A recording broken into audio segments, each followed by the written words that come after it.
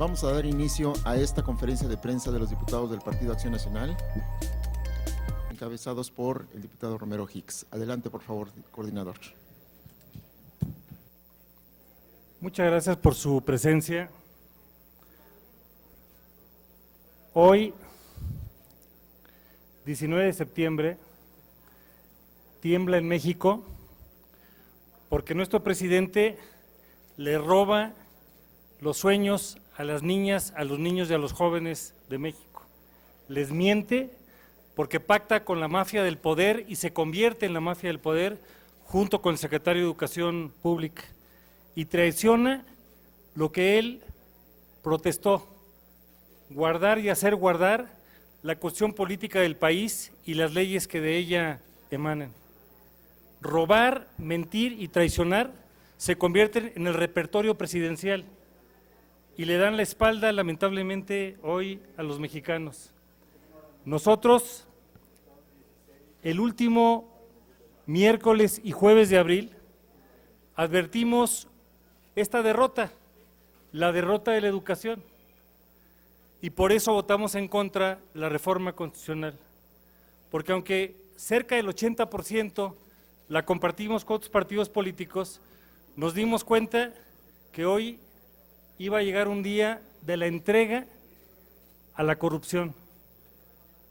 Hoy lo que se va a aprobar es la regresión autoritaria y sobre todo una simulación que lamentablemente a todos perjudica. Demos el contexto del momento, cómo llegamos ayer y por eso hace un rato la toma de tribuna. En la Casa de las Normas se violentan los procedimientos, se incorporan a los 3 dictámenes contenidos que no provinieron de Parlamento abierto ni de iniciativa alguna.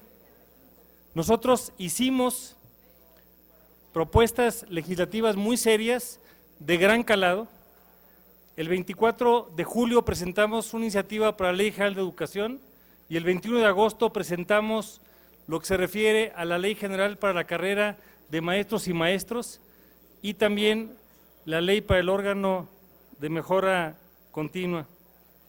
Y lo que vivimos ayer fue un asalto a las normas del Congreso. Sin haber circulado el dictamen conforme al artículo 177 del reglamento del Congreso, para 5 días se entregan 1,279 páginas en 421 artículos, repartidos 356 en la parte ordinaria y 65 en transitorios. Nadie los pudo haber leído. Y nuestros legisladores, y junto con otros grupos parlamentarios, dimos la batalla para denunciar la falta de verdad, la falta de legalidad y la falta de congruencia. ¿Por qué intentamos interrumpir la sesión hace un par de horas? Porque no podíamos dejar pasar de manera inadvertida este asalto a la democracia, este asalto a la ilegalidad. Nosotros estamos convencidos de que lamentablemente las normas que se están procesando en este momento tienen muchas deficiencias. La primera es que violan la Constitución.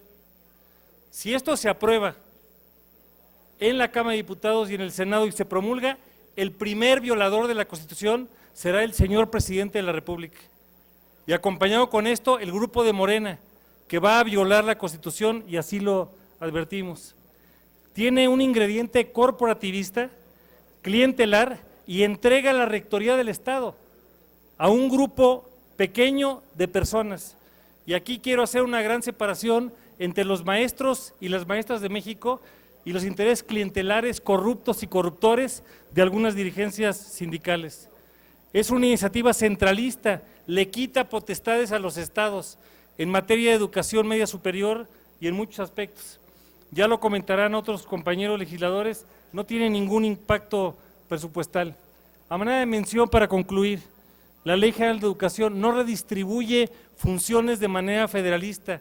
La SEP por ignorancia y por falta de oficio y con mucho maleficio, propuso un cambio de Ley General de Educación para sobrereglamentar lo que no es materia de ley.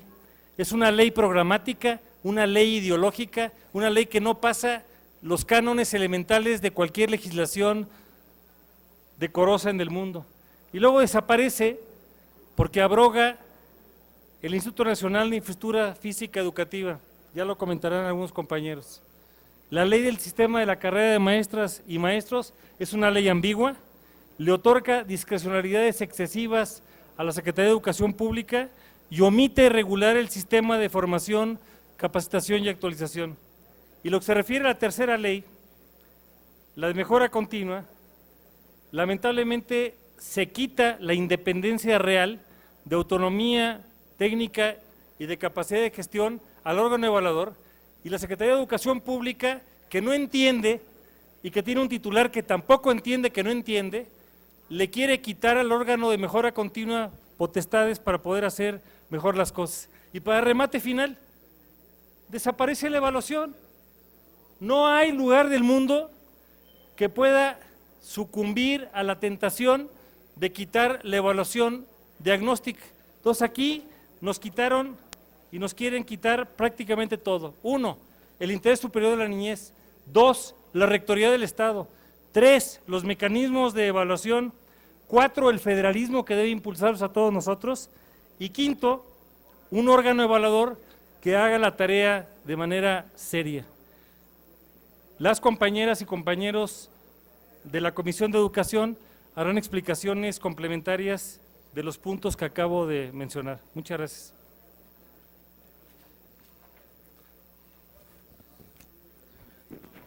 Buenas tardes a todas, a todos. Yo quiero platicarles una pregunta que le hice ayer a la presidenta Adela Piña. ¿Por qué tanta prisa? ¿Por qué tanta prisa? Su tema es que estamos fuera del tiempo que se fijó para la aprobación. Pero fíjense ustedes, la ley de la Coneval está en falta desde el 2014 y en eso pues sí no hay prisa, no se ha preocupado nadie por emitir esa ley. Yo les voy a dar las verdaderas razones de por qué tanta prisa. Básicamente veo dos. Número 1, esta ley en mucho está hecha por y para un grupo disidente del sindicato de maestros que se llama la CENTE. La misma presidenta y varios miembros de Morena de la mesa directiva están en un enorme conflicto de interés. Son líderes de la CENTE, están legislando para sus intereses sindicales. Una de las razones es que la gente que está allá afuera en la CENTE puede amagar con cerrar otra vez la Cámara y caer en un desgobierno. Esa va a ser la historia del sexenio, porque si algo tienen es que pueden chantajear a los gobiernos permanentemente. Nos hicimos, y el gobierno de esta 4T se hizo rehén ya de los amagos de este grupo disidente. Y la segunda razón, y la más importante, tenían mucho miedo de que estos 3 días, ¿no? La ley, aquí el reglamento interno nos marca 5 días en los que debe de circular un dictamen de 1000 hojas de 624 artículos, para poderlo estudiar y para poder contrastar los criterios de las expertas, de los expertos, de los padres de familia, etcétera, etcétera. Ese era el temor, que ustedes como medios de comunicación difundieran el horror que están por cometer, que es regalarle la educación y el futuro de millones de niñas y niños a la CENTE. Gracias a Marcela Torres. Alfonso Robledo nos hará comentarios. Gracias, Correo. Yo soy Alfonso Robledo, soy diputado del PAN de Nuevo León. Les quiero comentar lo siguiente.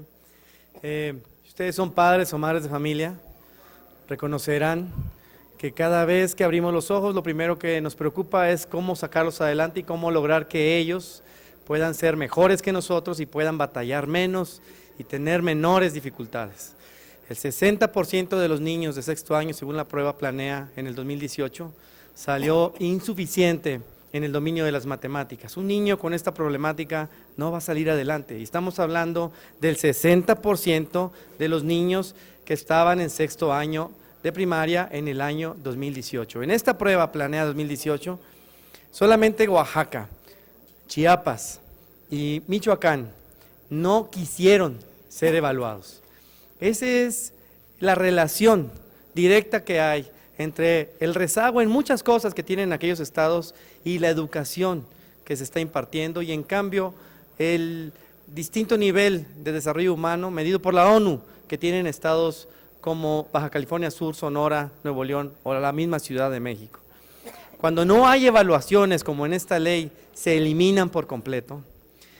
Lo que estamos condenando a que suceda es que ningún maestro tenga la oportunidad de mejorar su calidad de enseñanza y que por lo tanto la calidad o la excelencia del aprendizaje que tengamos en nuestras hijas, en nuestros hijos, pues jamás se pueda medir, por lo tanto jamás pueda desarrollarse más. En ningún país del planeta que esté desarrollado, que sea de primer mundo, los países de la OCDE, donde somos parte y además el último lugar en materia educativa, se deja de evaluar cómo van, cómo se van desarrollando en materia de educación. Y la educación es el condicionante más importante para que estén así de desarrollados. En China, incluso en Corea del Norte, en Cuba, en Francia, en Noruega, en Estados Unidos, se miden el progreso educativo. Se mide precisamente para mantener lo que sale bien y para corregir lo que sale mal, y que las niñas y los niños de aquellos países puedan ser mejores cada vez, conseguir mayores oportunidades, alejarse de la ignorancia, de la pobreza y poder ser mejores que sus padres.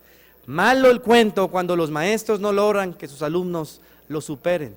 Y con esta ley, sin evaluación, nosotros estamos de acuerdo que se eliminara lo punitivo de la evaluación, perfecto. Eso mantuvo la reforma constitucional al tercero, ahí está.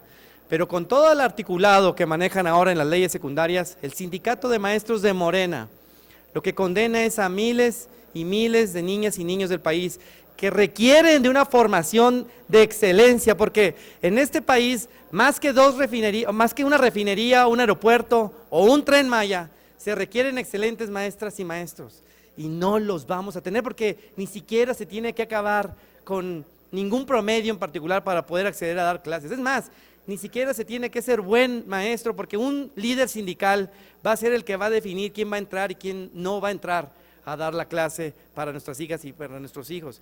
Y porque una vez entrando a dar clases puede ni siquiera ir a trabajar, puede ni siquiera darlas bien, puede estar texteando todo el día enfrente de sus alumnos, no le va a pasar nada porque no hay ninguna evaluación a partir de lo que se va a aprobar ahora por Morena y por sus aliados. Esto es terrible y es un golpe brutal para lo que más requieren las niñas y niños de las familias más pobres de nuestro país, que es una educación que los haga salir adelante en las mejores condiciones posibles a partir de la educación pública que ofrece el Estado mexicano. Esta vez no se vio por el interés superior de la nación, que es la niñez. Esta vez se vio por el interés particular de un grupo de maestras y maestros del país. La sección 22, el sindicato de maestros de Morena, que ni siquiera tiene representación nacional, pero que hoy se convirtió en legislador y que transformó de una reforma laboral en el tiempo de Peña Nieto a otra reforma laboral, que sin embargo no condena al maestro, condena al más desprotegido de todos, que es a la niña, al niño y al joven mexicano. Muchas gracias. Gracias, Alfonso Robledo. Nos hará sus comentarios Felipe Fernando Macías. Muchas gracias. Voy a profundizar en dos puntos de manera muy breve de lo que consideramos de las máximas violaciones al interés superior de las niñas y de los niños. Primero, el pase automático para normalistas, plasmado en el artículo 35 de la Ley del Sistema de Carrera de Maestras y de Maestros, y que es claramente inconstitucional. El párrafo octavo del tercero constitucional menciona que todos los aspirantes a la carrera docente deben de concurrir en igualdad de circunstancias, y esto implica que independientemente de la institución de cual egresen, tienen las mismas oportunidades para aspirar a tener una plaza magisterial. Nadie está en contra de los estudiantes de las normales, pero este artículo 35 de la Ley General es discriminatorio de miles de jóvenes que están estudiando para maestros en otras instituciones y atenta contra el principio constitucional de igualdad para todas las y los mexicanos. En este artículo en específico podemos fundamentar la acción de inconstitucionalidad y les garantizo que se vendrán miles de amparos contra esta ley y les garantizo también que les vamos a tumbar esta ley en los tribunales por la flagrante violación a nuestra Constitución. A ese grado de compromiso por complacer por parte de Morena los intereses de la gente es como son capaces de violentar la Constitución. Y el segundo punto que les quiero comentar es la pérdida de la autonomía del órgano evaluador. Como ustedes saben, a Morena, al gobierno federal, no le gustan las evaluaciones, no le gustan las mediciones. Y algo que se había logrado, que era el nuevo Instituto para la Mejora Continua de la Educación, que sus integrantes fueran nombrados por 2/3 partes del Senado, pues se pierde la autonomía técnica, presupuestal, etcétera. ¿Por qué? Porque ahora se crea un comité designado por el secretario de Educación Pública, presidido por el secretario de Educación Pública y un secretario técnico de este mismo comité que tendrán facultades totales de decisión dentro del órgano. Díganme ustedes si un empleado, un subordinado, va a ser capaz de evaluar mal a su jefe. Es por eso que estamos tronando cualquier tipo de evaluación y medición de nuestro sistema educativo. Vamos ahora a entrar en una etapa a ciegas respecto a todo el modelo educativo en nuestro país. Estas dos partes son las que debe de alentar de manera muy puntual a padres, a madres, a las familias, a los mexicanos, de que el tema más importante para que salga adelante este país, que es la educación, se está viendo violentado por esa alianza mafiosa de corrupción de Morena y de la CENTE. Gracias, Felipe. Gracias, Anaí. Ania Saraí Gómez Cárdenas. Gracias, coordinador. Bueno, y todo lo que ya se mencionó, pues evidentemente, además de que se pueda realizar, se requiere dinero. Ustedes saben que si no hay dinero, pues es complicado llevar a cabo muchas cosas, y esa es otra de las razones por las que nosotros estamos muy alarmados y estamos en contra de cómo se están llevando a cabo las cosas, porque presentan un impacto presupuestal en cero. Y el impacto que tiene esto es que muchos de ustedes nos acompañaron ayer en la Comisión de Educación y muchos pudieron escuchar a algunos diputados que hablan, por ejemplo, de las escuelas en la sierra, en las zonas rurales, que no tienen techos, no tienen pisos, no tienen baños, y a mí me parece inaudito que ellos hablen de eso y no sean capaces de defender que sí haya un presupuesto para esto. Ellos hablan de que mejoren las escuelas normales, pero si no hay dinero, ¿cómo vamos a mejorar esas escuelas? Y lo más grave de todo esto es que al ellos dejar de lado esta lucha para que se incremente el presupuesto, para que se hagan bien las cosas, no solamente están condenando a la educación. Ahora, es muy importante entender que ellos han dicho que se hacen estas modificaciones en el impacto presupuestal porque están combatiendo la corrupción.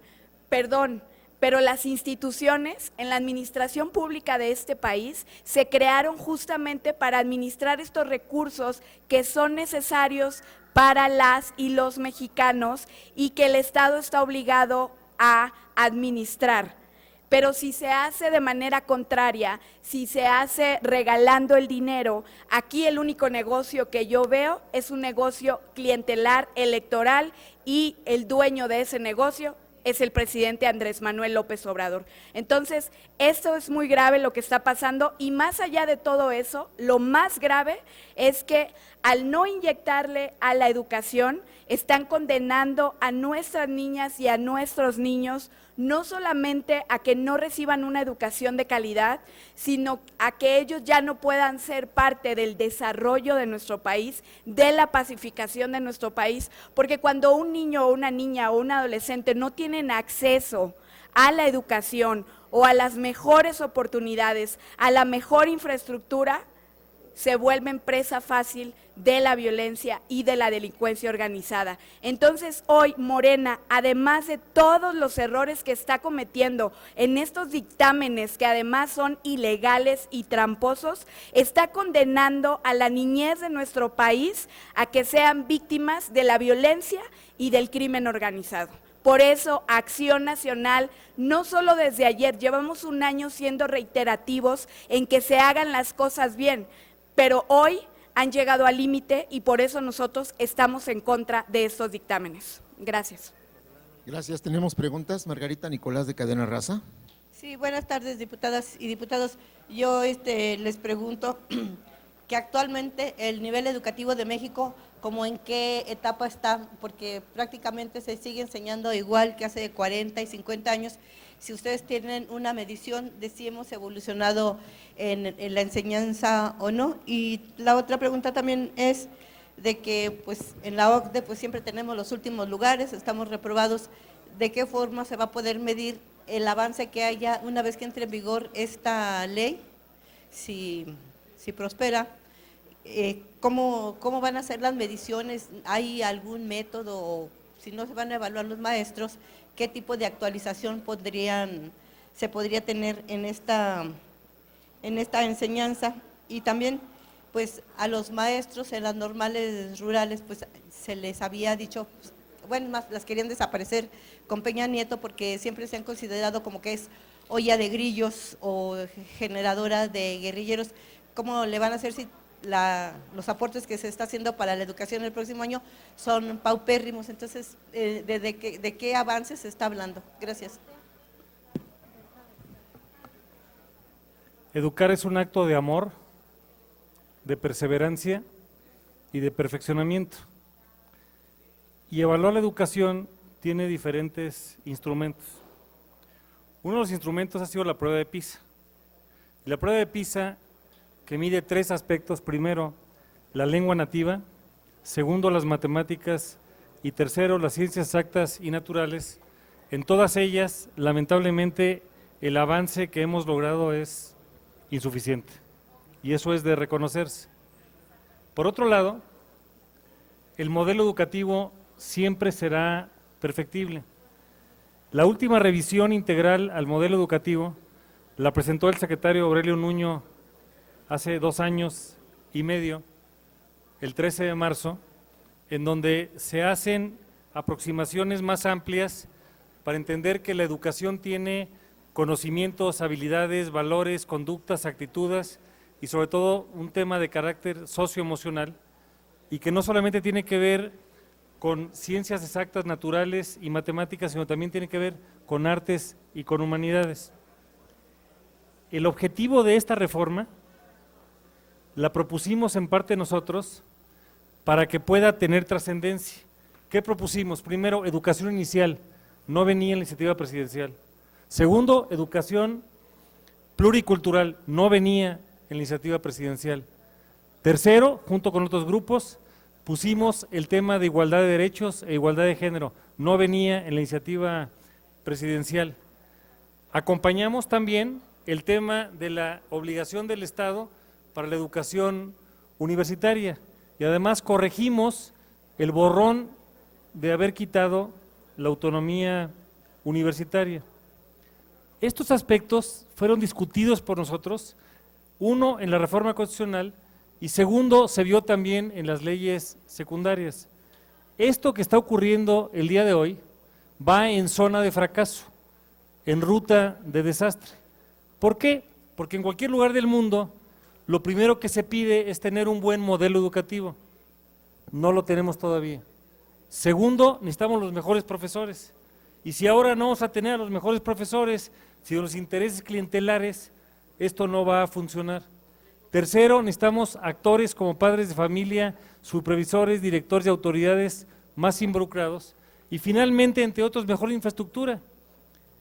Aquí están borrando el Instituto de Infraestructura Educativa y le van a cargar el diseño, la construcción, el mantenimiento y la protección civil a los padres de familia que no fueron entrenados para esas tareas. Entonces, si llegase una persona y evaluara a México y de repente dice, por partes. ¿El modelo educativo está funcionando? No.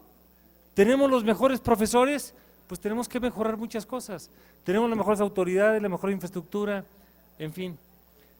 Quiero ser muy enfático en que nosotros creemos en el maestro de México, sobre todo en el maestro de a pie, el que se levanta temprano, el que llega a tiempo, el que con polvo, sudor y lágrimas construye el proyecto educativo.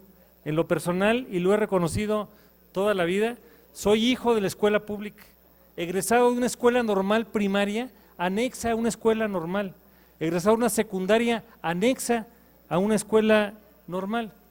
Pero en esa época, las normales no tenían, como en algunos casos, no generalizo, estos intereses clientelares corporativos corruptos y corruptores. Por eso sí necesitamos mejores profesores. Pero no lo vamos a lograr con este mecanismo, en donde estamos entregando la corrupción a un pequeño grupo clientelar. ¿Aceptarían lo que decía por la mañana Mario Delgado y después se dijo en tribuna de que el enojo y la ira que tienen es más bien porque le están quitando la entrega de la educación a los grupos privados, a los grupos económicos que quieren, que incluso ahí está Mexicanos Primero? Mi querido amigo Mario sabe que miente y no merece respuesta. Solamente vean los números de escuelas públicas y escuelas particulares. Y los alumnos están en escuelas del Estado mexicano. La educación es una función de Estado, la haga el gobierno o lo hagan los particulares. Es simular con argumentos, Mario lo sabe, tiene una instrucción de sacar esto a lo que corresponda. Y Mario sabe también, como otras personas, que no pasa la prueba constitucional. Hoy lo que estamos viviendo es legisladores que están a punto de votar por violar la Constitución, con una iniciativa del presidente de la República que se convirtió en esa mafia de corrupción. El presidente viola la Constitución eventualmente, lo cual es lamentable. Alfredo Flores de News México. Hola, buenas tardes, diputados, diputado acá de este lado. En la reforma de la Guardia Nacional, cuando llegó al Senado se corrigieron muchas cosas. ¿Pueden esperar que esto vaya a ocurrir allá, que pues el líder de allá del Senado vaya a hacer esas correcciones, ese cabildeo con los partidos de oposición para que esto regrese ya más saneado? Y de no ser así, ¿cuándo van a empezar a preparar, cuándo van a empezar a hablar con sus abogados para una controversia constitucional en la Suprema Corte? Y la segunda, ¿creen que van a poder hacer o van a hacer alguna campaña de concientización con los papás? Porque hemos visto que Andrés Manuel le ha pegado mucho a los niños, las guarderías, los hospitales del cáncer.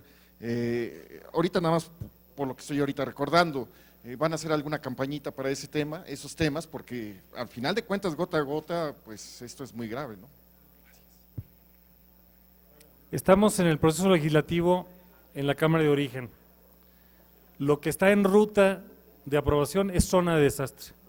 Ojalá que la madurez del Senado de la República pueda corregir, como Cámara Revisora, imperfecciones que pudieran aprobarse aquí en San Lázaro. Y luego viene la promulgación, y esperemos que el presidente se informe, se eduque en el tema y tenga humildad y prudencia para vetar algunas cosas. Todo eso estaría por verse. Y si no, el otro conjunto que veremos es el tema de los litigios, en donde ningún curso elemental de derecho constitucional pasaría la primera prueba de un curso frente a este conjunto de violaciones de carácter constitucional. Ahora, en el caso nuestro, nuestra defensa es de la familia mexicana, es de las niñas, los niños, los adolescentes y los jóvenes, son los padres de familia, y eso es lo que nos preocupa. Por eso comenté que el día de hoy lo que están haciendo es robar, traicionar y mentir los sueños de los niños, las niñas y los jóvenes.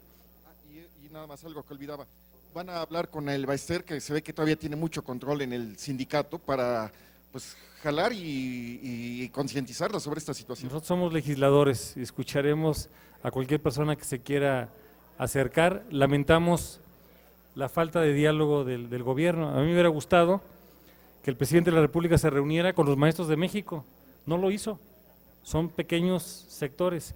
A un secretario arremangado, escuchando a los alumnos, a los maestros, a los padres de familia, a los especialistas, a las autoridades educativas, no lo han hecho. Hoy es la entrega de México a la corrupción, con una simulación a favor de la educación y es en contra de los educandos. De la jornada, Roberto Garduño. Gracias. Gracias. Buenas tardes, diputadas, diputados. Después de todo lo que has expresado, diputado Romero Hicks, acerca de los terrenos escabrosos y negativos de esos tres dictámenes, y que ustedes no convalidan en ningún aspecto estos tres documentos, yo quisiera saber simplemente qué van a hacer en las próximas horas. ¿Van a quedarse para votar en contra? ¿Se van a ir? ¿Cuál va a ser la acción que ustedes van a tomar para poder tener claridad? Por favor.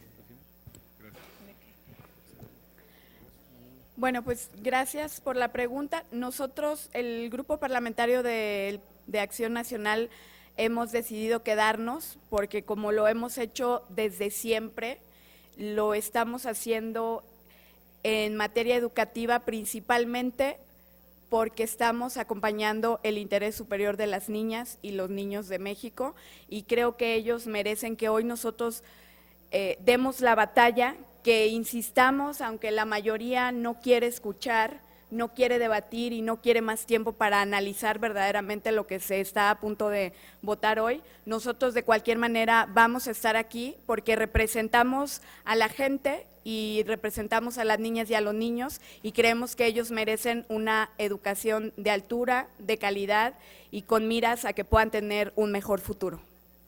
La siguiente es Berta Becerra, del Sol de México. Buenas tardes, señores. Siguiendo el camino del litigio, es un hecho que la van a aprobar con su mayoría. ¿Cuáles serán las acciones que van a ustedes a interponer? Porque nos decía el diputado que esta ley la van a ganar con litigios, ¿no? O sea, con amparos, o no sé. ¿Nos hicieran el favor de explicarnos? Gracias.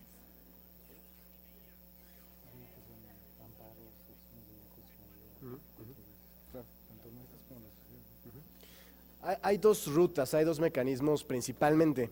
El primero, la acción de inconstitucionalidad que se puede promover aquí mismo en la Cámara como grupo parlamentario, donde ante una flagrante violación a la Constitución, al párrafo 8º del tercero constitucional, contra el 35 de la Ley General del Sistema de Carrera de Maestras y de Maestros, se puede proceder en esta acción de inconstitucionalidad y estamos convencidos que la Suprema Corte nos tendría que dar la razón porque el derecho nos asiste. Esa es una primera vía. La segunda vía, y que puede utilizar cualquier mexicano, muy específicamente miles de jóvenes que están estudiando para maestros en escuelas de pedagogía, que no son de las normales o de las UPNs, pueden promover amparos, precisamente protegiéndose en el tercero constitucional y alegando que se está violentando su derecho a concurrir en igualdad de condiciones y circunstancias para aspirar a una plaza magisterial. Es contundente y es flagrante y el texto es muy claro. Esos dos son las rutas. Aquí estaremos tanto promoviendo nosotros estos instrumentos, la ciudadanía lo puede hacer, también hay terceros legítimos interesados como asociaciones civiles o especialistas en el tema educativo y también cualquier estudiante, cualquier mexicano puede promover amparos ante esta flagrante violación a la Constitución. Evidentemente todo esto tendrá que caminar una vez que se publique, primero que se cristalice este atropello a la Constitución, que se publique y ya después vendrán estos instrumentos legales. Del periódico Reforma, Claudia Salazar. Sí, buenas tardes. Nada más quería yo ver si nos podían precisar qué es lo que se platicó en el receso y cómo es que los 4 partidos de oposición terminan bajándose de la tribuna y pareciera que se dieron ante Morena o las presiones de Morena, no sé si porque estaban presionando a la presidenta de la Cámara, o cómo fue que si ya tenían la tribuna, la terminan dejando y le entran a la discusión de que ustedes no querían que se discutiera. Entonces, si nos pueden platicar qué fue lo que pasó y qué pactaron o qué platicaron, o si fue pactar el debate y ya que cada quien se lleve su golpe. Lo que discutimos fue lo siguiente. para que haya democracia se requieren demócratas. Nosotros buscamos serlo. Y era evidente que la mayoría quería seguir deliberando y en su caso tomando decisiones. Ya habíamos ganado el debate. Establecimos que se violentó la normatividad para la sesión de la comisión y también se violentó la normatividad para la comparecencia del secretario. Ayer se empezaron a circular versiones de que estaba cancelada la comparecencia. El secretario nunca envió una comunicación para eso. Hubo una disonancia y un error jurídico procedimental al respecto. Y nosotros seguimos insistiendo en que el día de hoy era la comparecencia del secretario, pero las prisas de otra naturaleza fueron las que ganaron. Nosotros enviamos hoy a las 10 de la mañana, con minutos después, por el simulacro, una petición de los coordinadores de los 4 grupos pidiendo que se interrumpiera el proceso. Primero, para que no cambiara lo del secretario y segundo, para que no pudiera procesarse el tema educativo. 2 violaciones. Ya ganamos el debate y ya tenemos la siembra legal para hacer lo necesario en la acumulación de tareas que se irán poniendo para en su momento interponer recursos jurídicos. Era evidente que los que dicen que son mayoría y que además no son mayoría, ellos obtuvieron el 43% de la votación, el presidente obtuvo el 53%, ellos 10% menos. Cada que alguien se para a decir somos mayoría, miente, porque por trasvases lograron esa consideración. Entonces, la razón que vimos nosotros es que se someta al Pleno, y por eso nuestra presidenta de la Cámara de Diputados sometió al Pleno la decisión y a eso nos acatamos. Ya habíamos ganado el debate y el recurso jurídico está en la bolsa y está para ejercerse. Por eso regresamos. Las pausas o los elementos para que reconocieran que Herrera no fue quien suspendió y que lo hicieron por la apuración de las leyes. ¿Eso era a lo que ustedes querían llegar? En parte sí, para acumular la flagrante violación procedimental a lo que ocurrió el día de hoy. Alfonso Robledo quiere complementar, si nos permite. Claudia, lo único que podemos ganar como fracción parlamentaria panista es el debate, que lo hemos estado haciendo, y queremos ganar la atención de los padres y madres de familia del país. Porque afortunadamente los maestros y las maestras de México están muy involucrados, están muy atentos de lo que está pasando aquí, pero queremos que cada papá, que cada mamá se entere de lo que están a punto de hacer los diputados de Morena y sus aliados, y que están condenando a la mediocridad a mucha gente que depende de la escuela pública para poder salir adelante y tener éxito en la vida. Conseguimos eso, Claudia. Nosotros tenemos 80 años como partido y la mayoría de ellos fue en oposición. Tomar la tribuna para nosotros y mantenerla así, pues nos sobran años de experiencia para poder conseguirlo. No es el tema tomar la tribuna, sino ganar la atención a partir de una toma que genera un foco distinto de ver las cosas y que esperamos pueda llevarle el mensaje directamente a las padres y madres de familia acerca de lo que está a punto de pasar en las escuelas mexicanas, en la educación del país y por supuesto a nuestras hijas y a nuestros hijos. Muchas gracias, diputados. Muchas gracias, compañeros. No hay Muchas gracias preguntas. a todos.